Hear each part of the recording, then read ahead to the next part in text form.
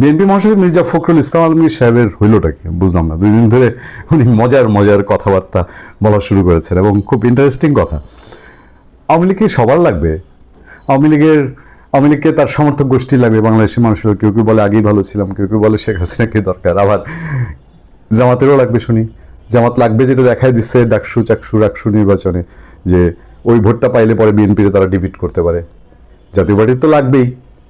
তারপরে এই সরকারের যদি কোনো একটা ভালো এক্সিট পাইতে হয়, ডক্টর ইউনূস সরকারের রাজনীতিতে শেষ কথা, শেষ হিসাব বলতে কিছু নাই, তার যদি সবচেয়ে নিরাপদ, secure, safe and comfortable exit journey লাগে, তাহলে আওয়ামী লীগ খুব প্রপার জায়গা। এবার বিএনপিরও লাগবে কিনা, আচ্ছা আগের দিনের কথাটা আমি আবার একটু আপনাদেরকে মনে করিয়ে দিই। আগের দিন আমরা হেডলাইন করেছিলাম, কি শুনছি, মির্জা ফখরুল ইসলাম আলমগীর উনিও আওয়ামী লীগের গায়ে ফুলের টোকা পড়তে দিবেন না। উনি বলেছিলেন এই কথাগুলো, যে দীর্ঘদিন ধরে নির্বাচনে প্রতিদ্বন্দ্বিতা করছে বিএনপির ধানের শীষ ও আওয়ামী লীগের নৌকা, কিন্তু এবারের নির্বাচনে নৌকা থাকছে না, কারণ নৌকার যে মূল মাঝি তিনি সবাইকে ফেলে পালিয়ে গেছেন। নতুন কথা আছে, পুরোনোটা রিপিট করছি বলে নতুন কথা নাই তা কিন্তু না, একটু ওয়েট করেন। ইন্ডিয়া চলে গেছে, মানে কারণ নৌকার যে মাঝি তিনি সবাইকে ফেলে পালিয়ে গেছেন, ইন্ডিয়া চলে গেছেন, তো সেই এখন মাঝিবিহীন নৌকা সব ঝাঁপায় ধানের শীষের নৌকায় উঠবে, এরকম আর কি। তবে আপনার কেউ হতাশ হবেন না, ধানের শীষ আপনাদের পাশেই আছে। মজার কথাটা তিনি এরপরে বলেছেন যে ধানের শীষ আপনাদের সঙ্গে আছে, আমরা বেঁচে থাকতে আপনাদের গায়ে কেউ ফুলের টোকা দিতে পারবে না। আওয়ামী লীগকে মির্জা ফখরুল ইসলাম আলমগীর বলছেন, এটা sorry to say, Mirza Fakhrul Islam আলমগীরকে আমি খুব শ্রদ্ধা করি, আমি অনেকবার বলছি, বলতে আমার দ্বিধা নেই, আমি বিএনপি করি না, কিন্তু তাকে ওই যে চলতে মানুষের দীর্ঘদিন দেখেছি, বিভিন্ন শত সভা সমাবেশ কাভার করেছি সাংবাদিক হিসাবে।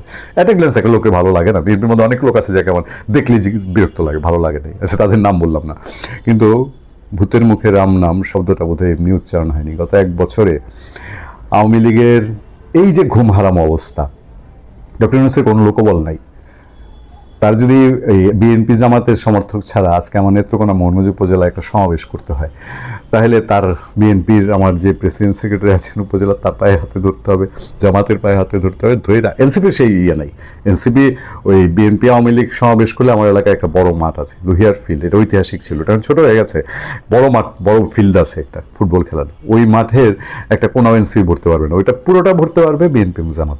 আর আওয়ামী লীগকে ডাকলে কথা নেই, আওয়ামী লীগ আবার এদিক দিয়ে ঠিক আছে, ডক্টর ইউনূস গিয়ে যদি কোনো সাহায্য চায় আওয়ামী লীগ চলে আসতে পারে। তো সেই অর্থে আপনার মানে জিনিসটা একটু কীরকম ক্রিটিক্যাল লাগছে না, যে এই যে অবস্থাটা তৈরি হলো, যে বিএনপির মহাসচিব হঠাৎ করে আওয়ামী লীগের গায়ে ফুলের টোকা দিতে চান না, হ্যাঁ, তো এখন মানে হিসাবটা কি আসলে, কেন হঠাৎ এরকম করা শুরু করেছেন? উনি কি কোণঠাসা হয়ে গেছেন? বিএনপিকে কোণঠাসা করে ফেলেছে জামাতে ইসলামী সরকারেরা মিলে, এমন কোণঠাসা করে ফেলেছে যে এখন আওয়ামী লীগের একটু সফট কর্নার দেখাতে হবে, অথবা বিএনপি একটা ভোট যদি হয়ে যায় ফেব্রুয়ারিতে, তাহলে আওয়ামী লীগের ভোট কিছু তার লাগবে, এই জন্য মির্জা ফখরুল ইসলাম এরকম বলেছেন। যেটা বলছি যে লোকজন নাই ডক্টর ইউনূসের, তো যত কাণ্ড হয়েছে, ধরেন আমার এলাকায় আরও গভীরে যান, মির্জা ফখরুল ইসলাম চাইলে 1 লাখ লোকের সমাবেশ করতে পারে, প্রত্যন্ত হাওড়ে গাগলাজুর বাজার আছে একটা, 3 নদীর মোহনা, ধনু, কংস, সুরমা, 3 নদীর মোহনা, অন্যরা বিএনপি সমাবেশ করতে পারবে। ডক্টর ইউনূস তার পেছনে কিছু এনজিও গেলে যাইতে পারবে না। সেই ইউনিয়নের, ওটা হচ্ছে 7 নম্বর ইউনিয়ন নেত্রকোনা মোহনগঞ্জ উপজেলার, ওই ইউনিয়নেরও আওয়ামী লীগের সভাপতি, সেক্রেটারি এবং একেবারে সেই শেষ বিন্দুর সদস্যটা, সেও দৌড়ের উপরে। কেন দৌড়ের উপরে?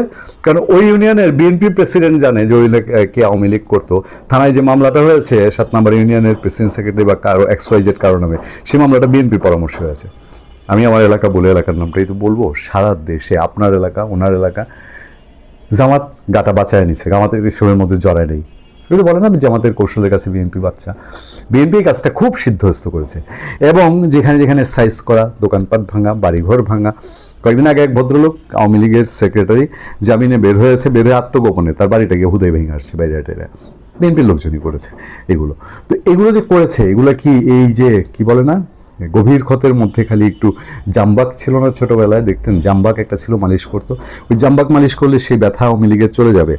মির্জা ফখরুল ইসলাম আলমগীর একদিন যেতে না যেতে, তিনি এর আগে ঠাকুর গায়ে বসে কথাটা বলেছিলেন যে ওই যে আওয়ামী লীগের গায়ে ফুলের টোকা পড়বে না, এবার ঢাকায় তিনি বলছেন। বিএনপি মহাসচিব মির্জা ফখরুল ইসলাম আলমগীর বলেছেন, আমরা প্রতিশোধের রাজনীতি করতে চাই না, আওয়ামী লীগের মতো মামলা করতে চাই না, যত মামলা আছে আওয়ামী লীগের বিরুদ্ধে সব মামলা তুলে নেব। মঙ্গলবার বিকেলে ঠাকুরগাঁয়ে তিনি বলছেন, সদর উপজেলার শাপলা সরকারি প্রাথমিক বিদ্যালয় মাঠে মত বিনিময় সভায় এসব মন্তব্য করেন তিনি। আমি জানি না মামলা কবে তুলে নেবেন। শেখ হাসিনার বিরুদ্ধে যত মামলা রয়েছে তুলে নেবে মির্জা ফখরুল। তো হলে পরে সবকিছু সহজে ভুলে যায়।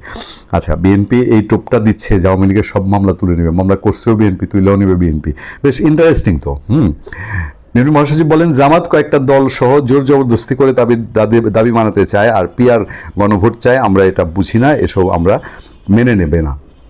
পিআর মেনে নেবে না, কিন্তু গণভোটও মেনে নেবে না বিএনপি। তাহলে গণভোট এখন মানেই না বিএনপি মানে জাতীয় নির্বাচনের দিনও তাহলে গণভোট চায় না, সেটাই তো আমরা বুঝতে পারবো। এবং তিনি যে বলছেন যে জামাত কয়েকটা দল সহ জবরদস্তি করে তাদের দাবি মানাতে চায়, এই যে জামাতের নামটা প্রকাশ্যে জামাত উচ্চারণ করে বলছেন, বিএনপি মহাসচিব বলা মানে বিএনপি আনুষ্ঠানিক বলা, এটা কিন্তু এতদিন বলেন নেই তারা। যাক, এখন জামাতরে সাইজ করতে গেলে আওয়ামী লীগ তো একটু লাগবে তাদের, আওয়ামী লীগ যার দিকে যাবে সেই তো এখন শক্তিশালী।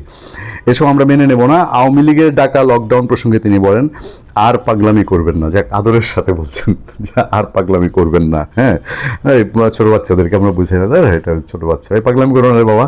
হ্যাঁ, জনগণের কাছে মাপ চান, এখনও মাপ চাননি। ছোট বাচ্চা ছেলেগুলোকে গুলি করে মেরেছেন। আমরা প্রতিশোধ প্রতিহিংসার রাজনীতি করতে চাই, শান্তির রাজনীতি করতে, এই জন্য আমরা নির্বাচন চাইছি।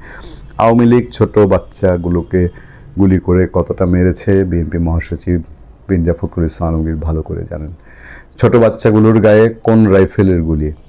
আওয়ামী লীগের পুলিশের ছররা গুলি, আওয়ামী লীগের পুলিশের বিজেপির রাইফেলের গুলি, আওয়ামী লীগের সময় মিলিটারির গুলি, নাকি 7.62 গুলি?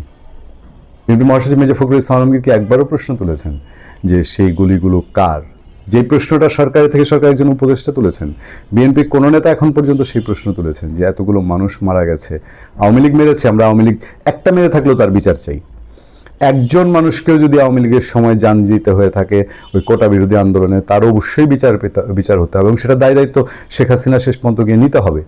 এটা থেকে তার কোনো ইন্ডেমনিটি নাই, তাকে জবাবদিহি থাকতে হবে। কিন্তু আরও যদি একজন অন্য কারো হাতে মারা গিয়ে থাকে, সেই প্রশ্ন বিএনপির মতো দল যারা তাকে গণতান্ত্রিক দল বলে, যেই দল তাকে স্বাধীনতার ঘোষক বলে দাবি করা জিয়াউর রহমানের দল বলে, মুক্তিযুদ্ধের সময় মুক্তিযুদ্ধ কমান্ডারের সেক্টর কমান্ডারের করার দল বলে, সেই দল একটাবার এই প্রশ্ন পর্যন্ত তুলল না। দিন কি সেদিকে যাচ্ছে? এই প্রশ্নও সামনে বিএনপি তুলবে। কারণ আজকে যেই জামাতের কথা বলছে, আজকে যেই সরকারের কথা তারা সমালোচনা করছে, এই সমালোচনা গত 15 মাস করেনি। এই বোঝা কি বিএনপিকে নিতে হবে না? যাক, আওয়ামী লীগকে এখন তারা 2 দিন ধরে বলছে, এখন তাদের মামলাও তুলে নেবে। কত মামলা বিএনপি নেতাকর্মীরা বাদী হয়েছেন, সেই হিসাব কি বিএনপির কাছে আছে? ভালো থাকবেন, সুস্থ থাকবেন। আপনার সাথে আমি আতিক রহমান, পূর্ণিয়া।